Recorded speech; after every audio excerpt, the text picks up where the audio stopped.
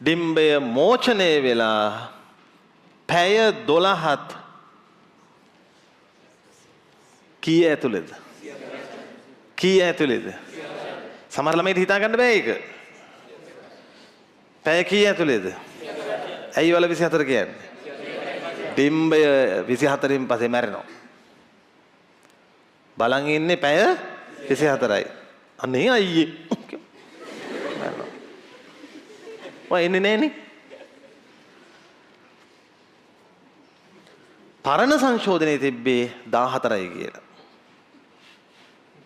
දෙමේ සංසේචනයකට ගැන සංශෝධනයකට පුළුවන් සංසේචනයක් පවා වෙනස් කරන්න. හරි? තව මොන කතාවද? හරි? පැය කීයක් ඇතුළේද? 24ක් ඇතුළත. හා කියන්න බෑ ලස්සනට. සංසේචනය වෙන්න ඕන පැය කීයක් ඇතුළේද? 12ත්. දැන් ඔයාලා හැමතිස්සෙම කියන්න ඕන ස්ටාර්ටින් පොයින්ට් එක කොතන ඉඳන් පැය කොච්චරක් ඇතුළද කියලා. නැත්තම් තේරෙන්නේ නැහැ.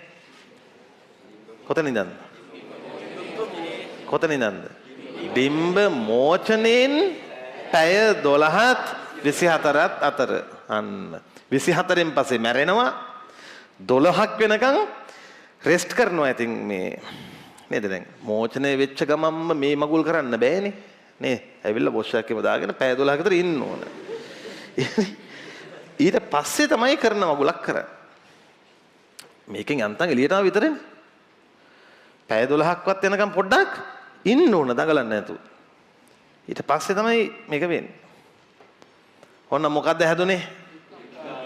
මොක්තානුවද? මොක්තානුව හැදුවා.